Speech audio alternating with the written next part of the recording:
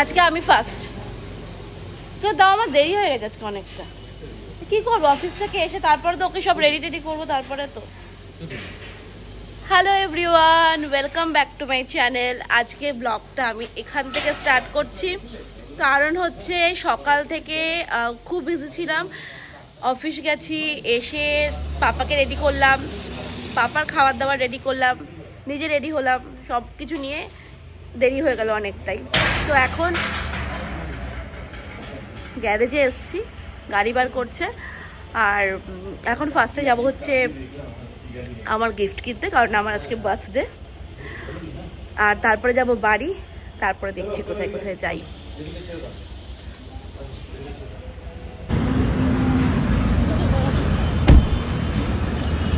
আমি এখন যাচ্ছি হচ্ছে অঞ্জলির ভিতরে যাচ্ছি, দেখি কি কেনা যায়, মানে অরিন্দম আমাকে গিফট করবে, তো যাচ্ছি।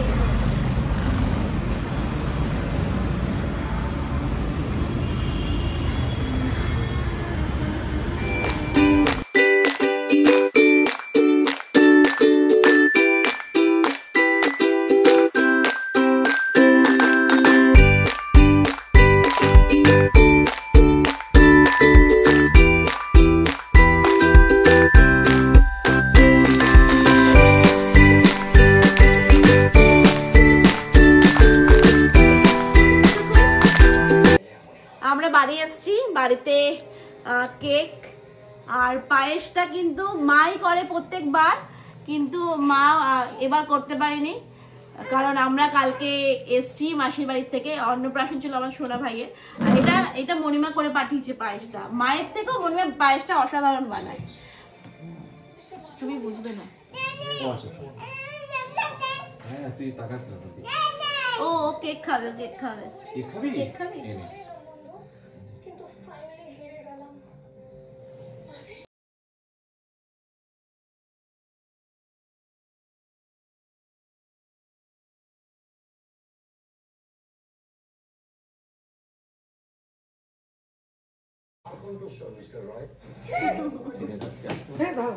না না এখন লাগবে না, এখন লাগবে না, না। এটা বড় করে নিলে কি হবে? ওরা দেখতে হবে। হ্যাঁ, ওরা দেখতে হবে না, তুমি দেখতে হবে যে সেন্টারে ঠিকঠাক তোলা হচ্ছে কিনা। হ্যাপি বার্থডে,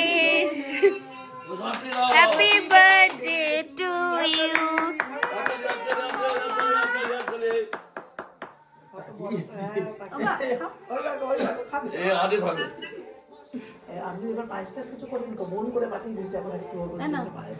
না ওদের দাও, আগে দাও।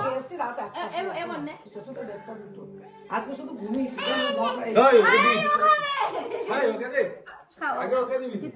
সকালে সাড়ে তোমার কাকু তো এখন আসলো বোনের বাড়িতে, ওই পায়ে আসা।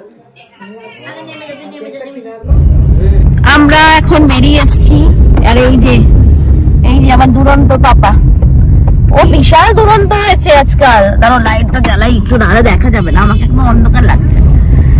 এই যে কিছু বলবে, তুমি কিছু বলবে? এই যে আমাদের একটা বিয়ের ইনভিটেশন এসছে, তো এইটাকেই পুরোপুরি ছেঁড়া শুরু করে দিয়েছে।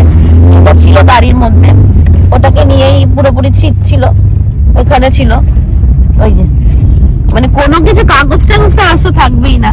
আর এখন আমরা বেরিয়ে এসেছি, তাড়াতাড়ি বেরিয়ে পড়লাম, কারণ বাড়িতে গিয়ে ওকে আবার খাওয়াতে টাওয়াতে হবে। তো আমরা এখন যাচ্ছি, একটু বেরিয়েছি, দেখি কোথায় যাওয়া যায়, তারপরে আবার বাড়ি ফিরে আসবো, কারণ কালকে অফিস আছে, তো সেই কারণে তাড়াতাড়ি ফিরে আসবো। আর এই যে এমনি বসে থাকবে, খাওয়া দাওয়া করবে না, ওকে খাওয়া দাওয়া ছাড়া সবকিছুই বলো ঠিক আছে, বাট খাওয়া দাওয়া করবে না, জল একদম খেতে চায় না।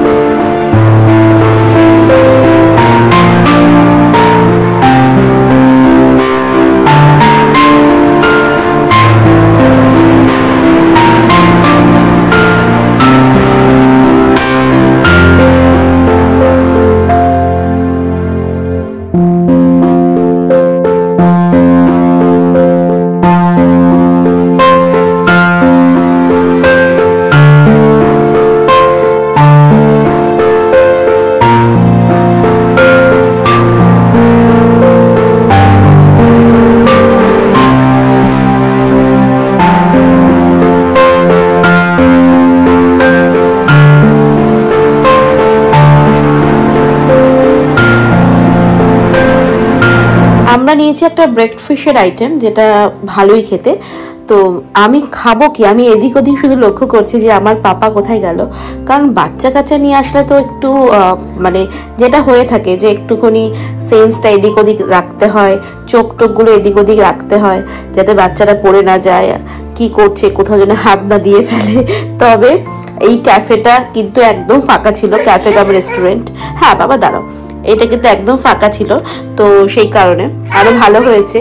আর দেখতে শুনতেই পাচ্ছ আমার ছেলে এখন প্রচন্ড ব্যস্ত আমার কোলে ওঠার জন্য, তো ওই জন্য ওকে খাওয়াবো। আর আমাদের কাছ থেকে ও কিন্তু একটু একটু করে খেয়েছিল। আমি ওকে সব কিছুই দেই, কোথাও গেলে শুধু ফিশটা দেই, মানে চিকেন মাটন এইগুলো দেই। তো ও বেশ মজা করেছিল আমার জন্মদিনে গিয়ে।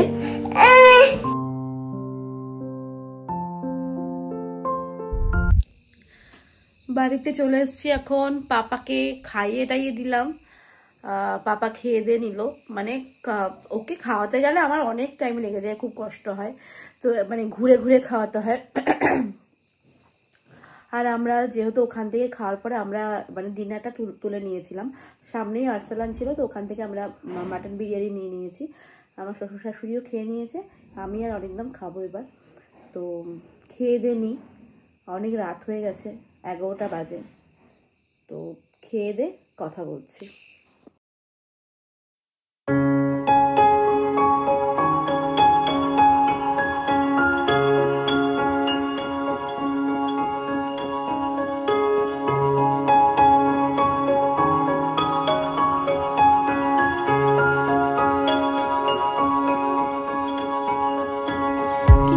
কি কোথায় দৌড়াচ্ছিস, কোথায় দৌড়াচ্ছিস? খাওয়া দাওয়া ডান, আমাদের কমপ্লিট হয়ে গেছে রাতের ডিনার। ওরা এখন ঘুরে বেড়াচ্ছে ওইদিকে।